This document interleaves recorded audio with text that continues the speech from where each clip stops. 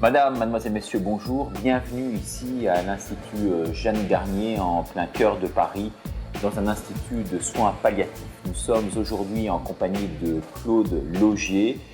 Claude, bonjour. Vous avez été un acteur connu, acteur de cinéma, acteur de théâtre, avant de rencontrer Dieu et d'orienter votre carrière différemment. Vous avez mis votre immense talent au service de la foi. Aujourd'hui, vous êtes gravement malade, souffrant d'insuffisance respiratoire. Nous sommes ici donc dans votre chambre d'hôpital en soins palliatifs. Vous avez voulu, Claude, cette émission pour témoigner. Témoigner bien sûr de votre foi, de votre maladie, des fruits spirituels de vos souffrances, de votre cheminement spirituel et bien sûr de vos meilleurs souvenirs en tant qu'acteur. Une vision, je dirais, presque testamentaire. Pourquoi avez-vous accepté, en fait, de nous accorder cette interview? Parce que c'était pour moi très important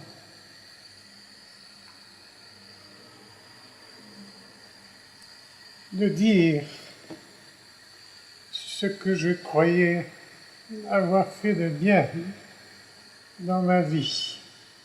Aujourd'hui, Claude, le fait que vous soyez gravement malade, est-ce que ça contribue à vous rapprocher de Dieu ou à vous en éloigner? Bien sûr que je me rapproche de Dieu, puisque maintenant je sais et je sens pourquoi j'ai fait ce métier, pourquoi le Seigneur m'a donné des dons et des talents, avec la parabole des talents qui m'a illuminé de l'intérieur et qui m'a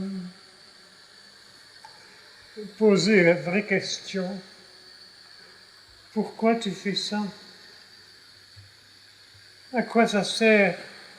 Pourquoi tu as envie de faire ça? Tu ne gagnes pas ta vie, tu n'es pas à ta place, tu étais malheureux dans ce métier, je ne faisais pas ce qu'il fallait, je crois même que je n'avais pas le talent de mes confrères, parce que j'étais mal dans ma peau, je n'avais pas mon axe, je n'avais pas trouvé cette vérité, c'est qu'au tréfonds de nous puisons l'inspiration artistique. Et ce tréfonds, c'est quelque part la résidence du Seigneur en nous. Qu'on le veuille ou non, ce n'est pas du tout restrictif pour les autres. C'est comme ça. Le Seigneur est créateur du ciel et de la terre, du monde, et sa plus belle créature, c'est l'homme. Il a mis à l'intérieur de nous des secrets magnifiques.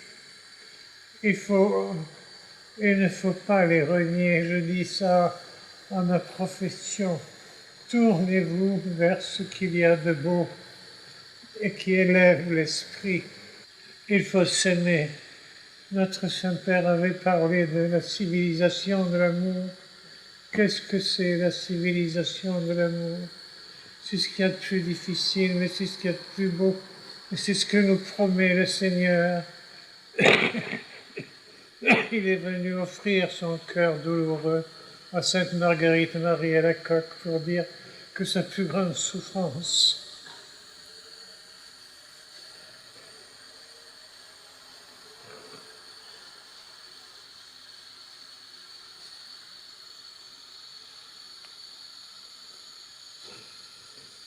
c'était le mépris que l'on faisait de ce sacrifice qu'il fait pour nous, qu'il a fait pour nous, de ce cœur qui nous a tellement aimés, ce cœur qui saigne, qui nous aime infiniment et éternellement. Comment comprendre ça? En entrant dans la souffrance telle que je suis, dans la souffrance physique, on comprend, on crève cet espace de vérité, que la souffrance vous plonge dans la joie puisque elle nous met devant le Seigneur. Elle nous met au temps du Seigneur, aux palpitations de son cœur. Elle nous met à la bonne heure. Qu'est-ce que c'est le bonheur? c'est être à l'heure de Dieu, n'est-ce pas? Alors soyons à l'heure de Dieu. Essayons de nous mettre à l'heure de Dieu. Laissons rentrer nos battements de cœur vers ce lieu sacré qui est en nous, qu'on appelle l'âme ou je ne sais pas quoi, peu importe. Il faut que ce cœur qui nous frôle, qui bat, et que l'on caresse comme ça d'un souffle d'amour, il faut que ce cœur rejoigne Jésus. Alors là, on est dans le bonheur, on est à la bonne heure. On est à l'heure de Dieu, dans la joie la plus grande. Malgré ma souffrance et mes tuyaux dans le nez, qu'est-ce que ça peut faire? Mais où avez-vous trouvé cette force précisément pour pouvoir rebondir comme vous l'avez fait dans les moments les plus difficiles de votre existence? Je l'ai trouvé dans ce que j'ai ressenti comme la certitude de la vérité de la création artistique.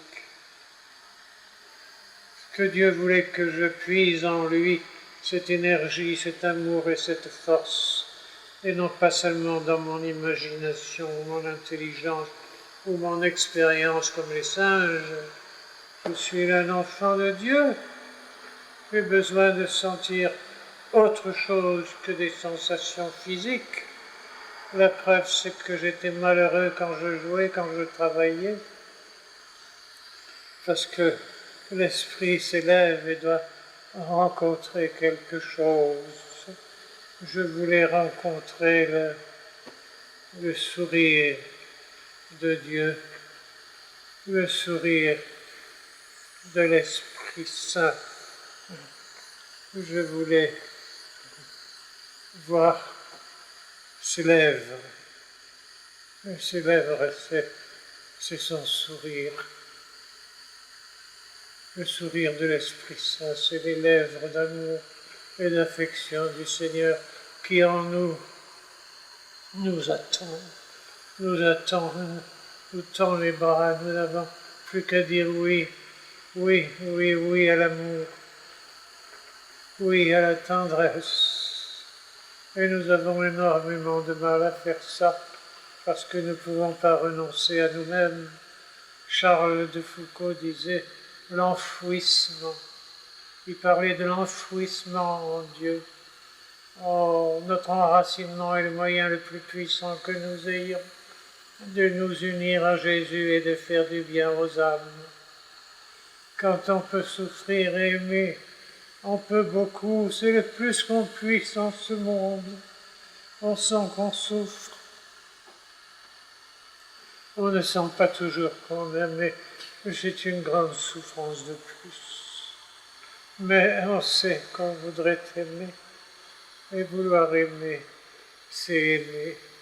Je suis rentré dans toutes ces dimensions, comment pourrais-je dire,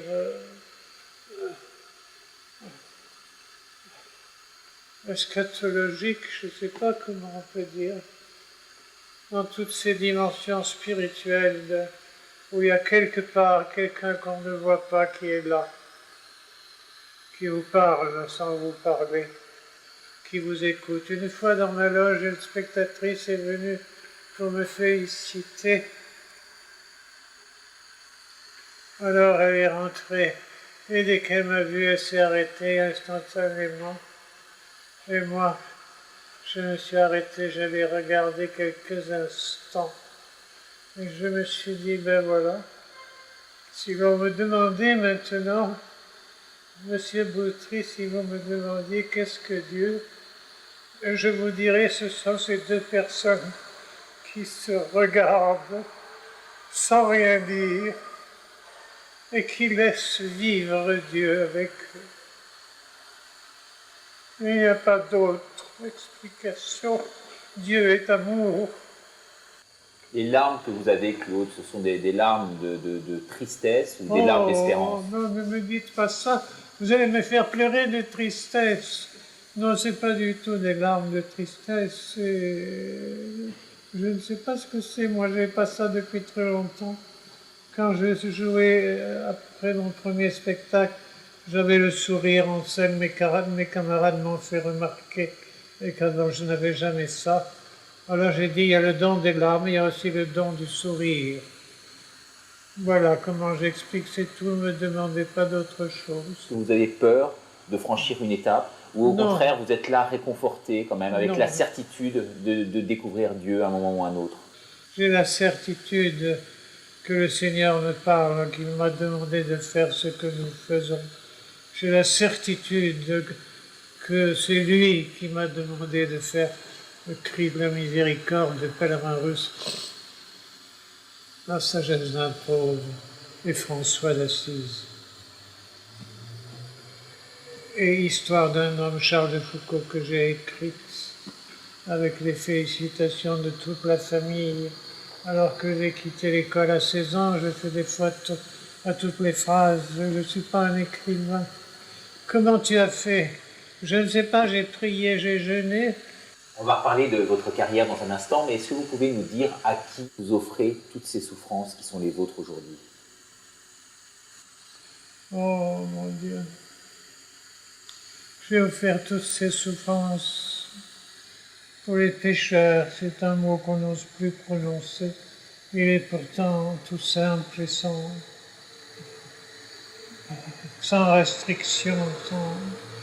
Un pécheur, c'est quelqu'un qui fait des péchés. Qu'est-ce qu'il y a? Comment on peut appeler ça autrement? Alors, j'appelle un pécheur que quelqu'un qui a besoin de se convertir, c'est-à-dire de se tourner vers Dieu.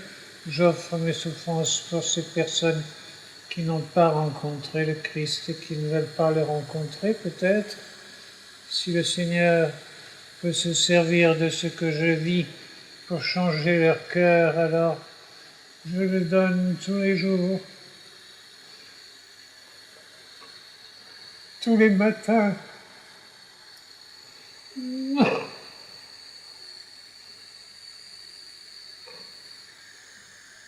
J'agonise tous les matins ici.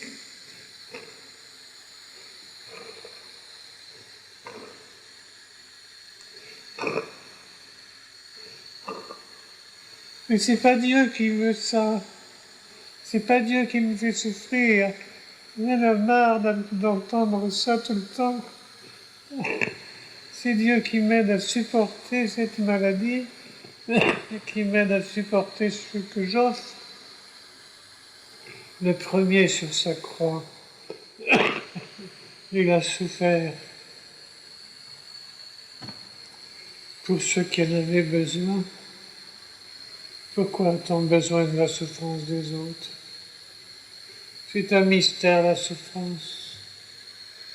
C'est un mystère, Seigneur. Il y a quelque chose qu'on sait, c'est qu'on peut la donner à d'autres. On peut l'offrir comme un jeûne. On jeûne pour ceux qui n'ont pas à manger obligatoirement. Moi, je jeûne obligatoirement parce que je ne veux pas manger pour ces personnes-là. Pour qu'eux aient peut-être un peu plus de force ou de la nourriture qui leur arrive, alors que moi je peux m'en passer volontairement. La souffrance, je crois que c'est la même chose. Et quels sont les fruits spirituels, Claude, de cette souffrance? Oh, Puisqu'on parle de fruits. oui. J'ai une grande paix et surtout cette sensation de servir à quelque chose et que Dieu m'aime, que je suis vraiment un enfant du Seigneur. Il ne m'aime pas comme dans un troupeau, mais individuellement, comme il aime chacun de mes frères et sœurs. Je le sais, ça maintenant, c'est une certitude. Jésus est mort pour moi, Jésus m'aime. Et c'est la consolation la plus grande et la plus forte. Et c'est pour ça aussi que je peux plaisanter avec lui des fois. L'amour, Dieu est amour. Et Claude, qu'est-ce que vous allez lui dire le jour où vous le rencontrerez? Je ne sais pas, je crois que à ce moment-là, je comprendrai tout. Je dirai, ben me voilà Seigneur, puisque tu m'as fait venir vers toi, c'est que tu sens que je suis prêt à être dans ta demeure, à partager ta table, à boire ton vin, à te serrer sur mon cœur et à faire que ton cœur batte au même rythme que le mien ou que le mien batte au même rythme que le tien. Ça, c'est une force inouïe. C'est une vérité. Il faut battre au rythme de Dieu. Il faut que le cœur batte au même rythme, que notre cœur soit au rythme de Dieu. Alors là, nous connaîtrons la félicité, le bonheur, la joie de vivre, de renaître au ciel. Ce que j'attends du Seigneur, c'est qu'il me serre dans ses bras et qu'il me fasse comprendre que tout ce que j'ai vécu a sauvé beaucoup d'âmes et de pécheurs et a aidé beaucoup de personnes qui avaient besoin de secours. Des personnes que j'aime, des personnes que j'aime pas. Il y en a de moins en moins maintenant parce que je me convertis. Mais il y en a encore un peu. Vous avez encore du chemin à faire alors? Oui, j'ai encore du chemin. Et je voudrais prier pour offrir ça aussi pour mes enfants, qui sont petits encore, enfin pas très grands, 14 ans et 12 ans. Je voudrais bien pouvoir subvenir à leur existence. Et j'espère beaucoup dans la miséricorde du Seigneur et dans sa providence. Et des fois, je dis que Seigneur, ne m'abandonne pas. Et je sais qu'il ne m'abandonne pas. Mais des fois, c'est dur. Et à vos enfants, Claude, qu'est-ce que vous leur dites? Est-ce qu'ils comprennent d'abord? Est-ce qu'ils se révoltent? J'imagine. Je ne pense pas qu'ils se révoltent, les plus petits. Les plus grands, malheureusement, n'ont pas la foi. Je suis issu d'un deuxième mariage avec Françoise. Et les deux grands n'ont pas la foi, ils cherchent. Je sens qu'ils changent au niveau des relations humaines, avec moi, avec leur frère, avec Françoise. Mais qu'est-ce qu'ils pensent vraiment? Je ne sais pas. Je suis allé à Lourdes, ils m'en ont pas parlé. Moi, je leur ai dit simplement que j'avais été très heureux d'aller là. Et que tout était impossible pour que j'y aille. Et cependant, j'y suis allé, le miracle est là. Il n'est pas dans ma guérison, il est là. J'ai pu aller à Lourdes, dans un lit couché comme ça, avec de l'oxygène, qu'il faut changer toutes les 2 heures. Une personne bénévole s'est offert, est venue comme ça, envoyée par le Seigneur, pour me changer les bouteilles toutes les 2 heures, toute la nuit pendant dans le train. Vous vous rendez compte d'un miracle? Une autre fois, je suis allé jouer à Mâcon, un spectacle de Saint François d'Assise, La sagesse d'un pauvre, et M. Guédon, qui m'avait fait venir, m'avait dit, Claude, si tu veux, je vais te promener dans la région, c'est joli, puisqu'on ne joue pas demain. Je lui ai dit avec plaisir, j'adore la campagne. Et alors, je lui ai dit, mais où est-ce qu'on est? Moi, je ne sais pas. Où est-ce qu'on est ici en France? Alors, il m'a montré, il m'a dit, là, il y a Thésée. Oh, il y a Thésée, c'est là où il y a le Père Schultz. Oui, frère Roger, là. Oh, je voudrais y aller. Il est venu me voir à Paris. Et il m'a félicité et il m'a embrassé. Alors, j'ai gardé toujours ce souvenir dans mon esprit. Et je lui ai dit, je veux le voir. Qu'est-ce qui représentait pour vous, frère Roger, précisément? L'universel, l'amour, la douceur, la beauté, la bonté, la simplicité, le visage d'un ange que j'ai senti quand je suis rentré dans sa loge, dans sa petite cabane tout en bois qui était très chaleureuse. Il m'a dit, Claude, nous allons faire une prière. On va dire un je vous salue et bénissez-moi. Oh mon Dieu, bénissez-moi, m'a-t-il dit. Et j'ai pris sa tête dans mes mains avec ses cheveux d'ange. Et je l'ai béni, je ne savais pas quoi dire. Est-ce que je n'étais pas digne de faire ça? Il m'a dit, bénissez-moi. Comme le père avait dit à Charles de Foucault, mettez-vous à genoux et communiez. Et je ne suis pas venu pour ça, dit Charles de Foucault. Mettez-vous à genoux et communiez. Bénissez-moi. J'ai pris sa tête et je l'ai béni, je lui ai dit que Dieu lui donne la grâce et le courage de continuer son œuvre magnifique et de lui donner toutes les forces nécessaires qu'il lui fallait pour mener à bien son œuvre. J'avais sa tête dans mes mains, mon Dieu, quel souvenir. Et chaque fois que je prie et que je dis, frère Roger, priez pour nous, frère Roger, je vois sa tête que je montre, que je présente au Seigneur. Alors je me dis toujours, le Seigneur doit voir un petit peu de mes doigts quand même.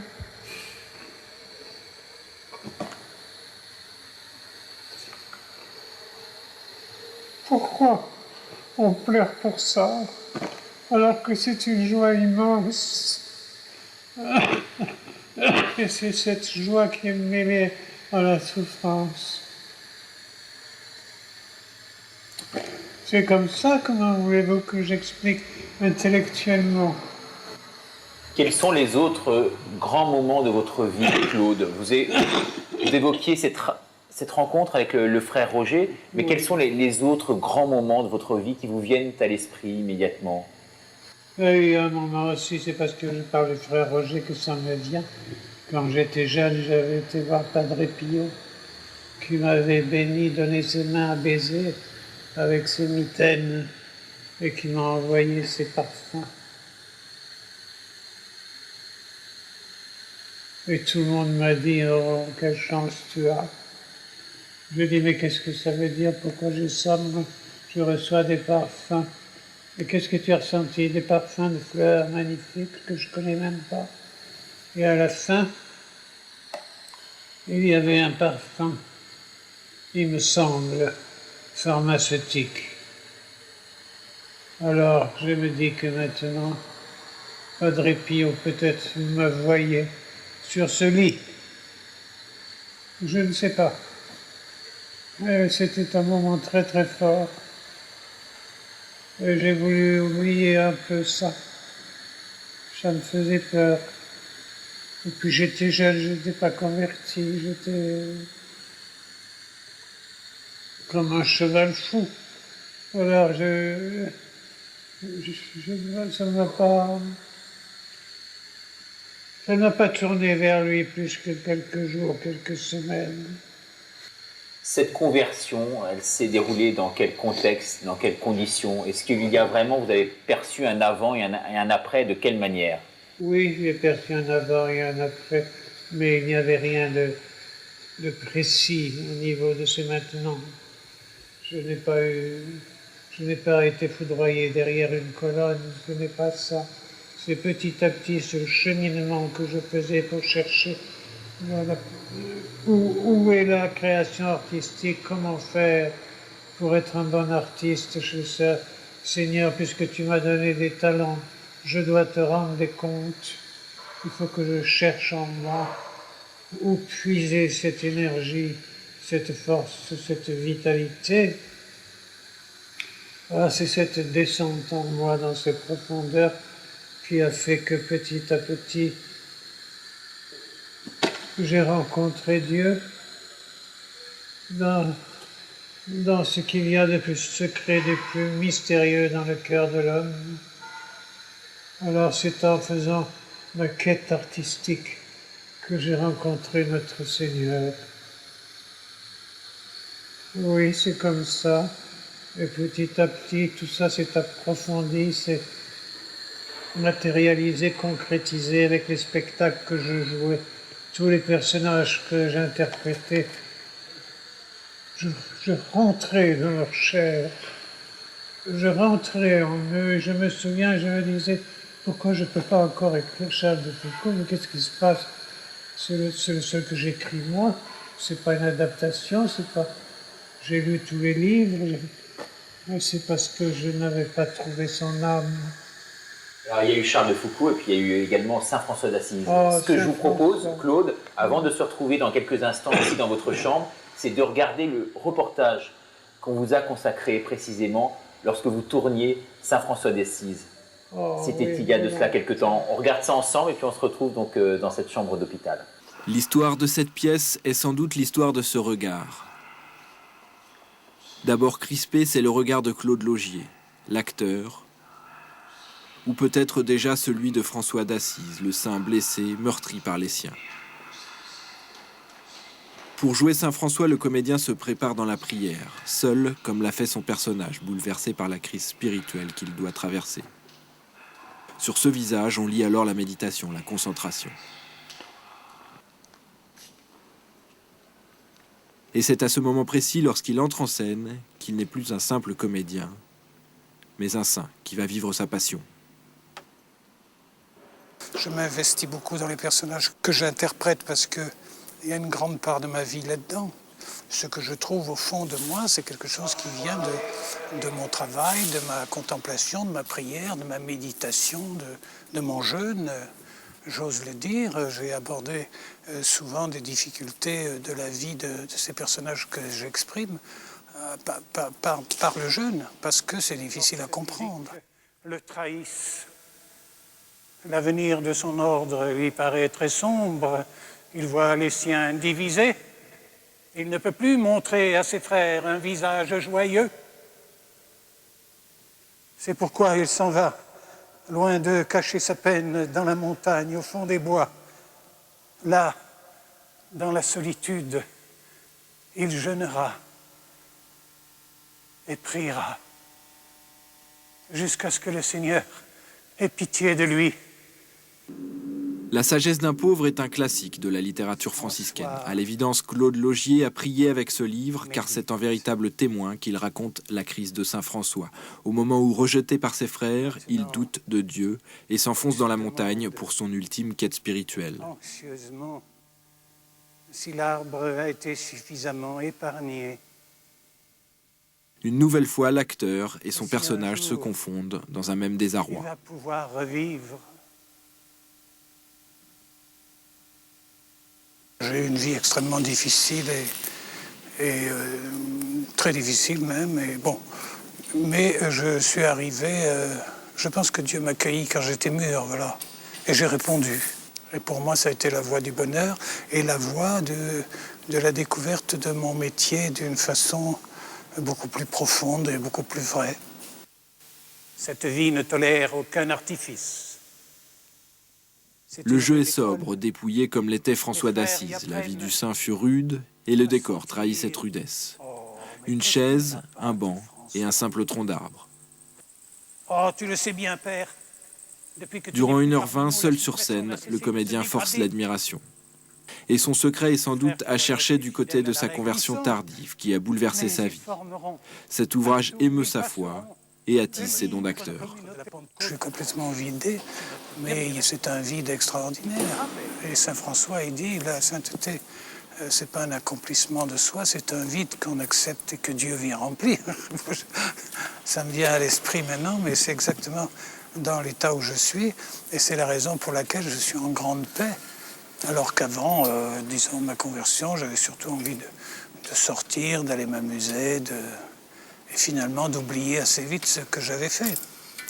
Et là, je suis serein, en paix, voilà. Et effectivement, ce regard a changé comme illuminé par la prière. La crispation, la souffrance de l'acteur pèlerin ont disparu avec celle de Saint François. Claude, on vient de voir le reportage. Est-ce que vous pouvez juste nous dire pourquoi avez-vous eu besoin d'aller précisément à la limite de vos forces pour jouer et intégrer ces personnages? Parce que je voulais me fortifier dans mon art et les dons que m'avait donné le Seigneur. Je voulais me prouver à moi-même qu'on peut aller au bout des choses et que jouer Saint François d'Assise, n'importe qui peut le jouer.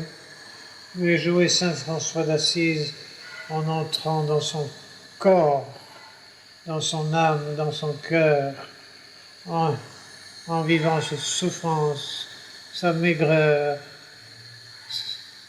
l'abandon de ses frères. Qu'est-ce que c'est vivre l'abandon de ses frères? La devise franciscaine, c'est vivre l'Évangile. Vous avez l'impression que dans les conditions qui sont les vôtres aujourd'hui, vous vivez un peu à l'extrême, avec une certaine forme de radicalité, cet Évangile, aujourd'hui plus que jamais? Oui, je suis sûrement au bout de quelque chose, mais dans tous les cas, pour mon art, c'est quelque chose qui m'a fortifié, édifié.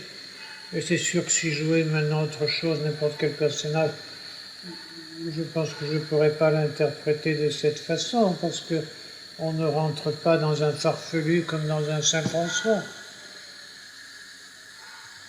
Donc je suis tout à fait tranquille dans ma conscience avec ça. Je n'aurais pas peur qu'on me fasse jouer n'importe quoi, et je ne le ferai pas d'ailleurs. Je ne ferai plus, je ne ferai pas. Et à ce propos, est-ce que vous avez un regret peut-être à exprimer sur votre carrière? Est-ce qu'il y a un rôle que vous auriez voulu intégrer? Tant que je n'avais pas fait cette expérience, j'aurais fait des bêtises. Enfin, disons, je ne serais pas allé si loin dans ma recherche artistique. Et c'est quand même le propre d'un artiste. Comment font les peintres, les écrivains, les musiciens, ils s'élèvent comme ça dans le ciel avec leur musique, c'est magnifique. Nos frères juifs ont des dons extraordinaires sur la musique. Il faut leur demander, je suis sûr qu'ils disent que c'est dedans. Je n'ai jamais fait, mais il faudrait demander si vous interviewez quelqu'un talentueux, je suis sûr qu'il vous dit qu'il cherche à l'intérieur de lui. Quoi? Il n'ose pas nommer le juif, peut-être, parce que je crois qu'ils n'appellent pas Dieu, je crois. Enfin, je ne sais pas, mais je suis sûr que c'est Dieu qui vit en eux, qui donne ce talent, cet élan vers le ciel. Qu'est-ce que c'est le ciel? C'est Dieu en nous. Pourquoi là-haut? L'autre qui a été dans la lune, il a dit « Je suis allé très haut, mais je n'ai pas rencontré Dieu ». Et vous sentez, vous, vraiment habiter en permanence, ou vous avez l'impression, comme vous avez pu l'évoquer tout à l'heure, que parfois, Dieu est loin de vous et que vous le cherchez? Quelquefois, j'ai l'impression que Dieu est loin, c'est vrai. Mais je sais qu'il est là. Et je ne peux pas penser autre chose que ça. Je sais qu'il est là, je sais qu'il ne m'abandonne pas. Et je sais que même si je ne le sens pas, que si même je souffre plus que d'ordinaire, malgré que je demande consolation, je sais qu'il est là. Mais le doute est important pour vous? Ou au contraire est un frein au cheminement spirituel? Je crois que sans le doute, je serais effrayé. Je crois que c'est nécessaire, que c'est presque une réponse à l'authenticité de ce que je vis.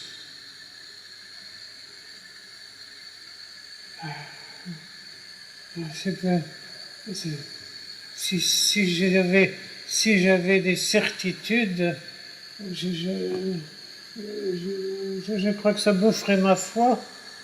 Il me semble, dites-moi si je dis des bêtises, mais j'ai l'impression.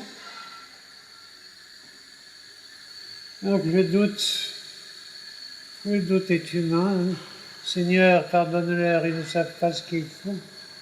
Père, éloigne de moi ce calice. Mon Dieu, pourquoi m'as-tu abandonné? Notre Seigneur a eu le doute. Claude, qu'est-ce que vous pouvez dire à tous ces gens qui aujourd'hui, autour de nous, notamment par presse interposée, militent pour l'euthanasie? Vous qui êtes ici en soins intensifs, qu'est-ce que vous avez envie de leur dire? Je voudrais leur dire de tenir jusqu'au bout, même si c'est très difficile, qu'il y a toujours un espoir. Le pape a dit le Christ n'est pas descendu de sa croix, et ça m'a touché profondément. Et j'ai offert mes souffrances pour le Saint-Père. J'ai prié pour ça. Et il faut qu'il garde courage jusqu'à la fin, même si c'est extrêmement difficile et douloureux. On ne se rend pas compte de ce que c'est la souffrance quand on la traverse, quand elle est réelle et physique, quand elle n'est plus dans la tête. Je souffre, j'ai mal, mais je souffre. J'ai mal, c'est pas pareil. Il ne faut pas qu'ils fassent ça. Ils ont une chance que le Seigneur se penche sur eux au dernier moment. Je ne sais même pas si c'est pas arrivé d'ailleurs déjà, mais je voudrais leur dire de ne pas faire ça. Notre vie n'est pas à nous. Et croyez-moi, je ne parle pas dans le vide. Tous les matins, c'est pour moi que je ne vais pas durer 10 minutes de plus. Je ne peux pas faire ça, non seulement pour ce que j'aime, mais pour Dieu, qui m'a donné la vie. Cette vie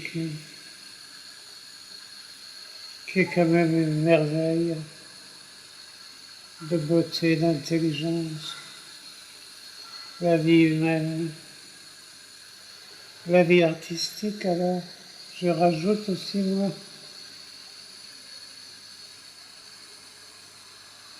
Il ne faut pas qu'il se fasse ça. Bien sûr, ce n'est pas une condamnation que je profane. Tenez bon. Le Seigneur est là, il est miséricordieux. Il nous aime, il nous regarde, il nous chérit. Mais peut-être qu'il y a quelqu'un comme moi qui souffre pour cette personne qui veut s'euthanasier. Alors ne gaspillez pas mes souffrances. Ne les jetez pas aux orties. Gardez-les pour vous, pour guérir de votre envie de vous euthanasier. Voilà ce que je leur dis. Le fait que vous soyez aussi lucide, Claude, est pour vous quelque chose de positif ou au contraire a tendance à vous ouvrir les yeux un peu trop sur les réalités de l'existence? Non, ça ne m'ouvre pas les yeux un peu trop. C'est comme ça que peut-être que j'étais rêveur quand j'étais jeune, j'étais romantique, sentimental. Je voyais aussi peut-être tout en rose. Je tombais amoureux toutes les 10 minutes. Le Seigneur m'a ouvert les yeux maintenant sur les réalités de l'existence, sur le vrai sens de l'amour, qui est aussi une création artistique qu'on va puiser au tréfonds de soi. Hein? On ne sait pas aimer, on va dans la lune, regardez tout ce qu'on fait, on ne sait pas aimer. Quel progrès a-t-on fait? Il nous reste 5 minutes, Claude. Ce que j'aimerais, c'est qu'on termine cette émission, ces 5 minutes d'émission, par 3 choses. D'abord, par quelques-unes de vos citations, si vous pouvez nous les expliquer, et notamment celle-ci: le sourire, c'est le battement de l'aile de l'Esprit Saint. Oui, c'est une pensée qui m'est venue par une image qui m'est venue comme ça. Le sourire, ce sont les lèvres de l'Esprit Saint. Parce que l'Esprit Saint et douceur, et amour, et intelligence, et tendresse, et son regard est un sourire.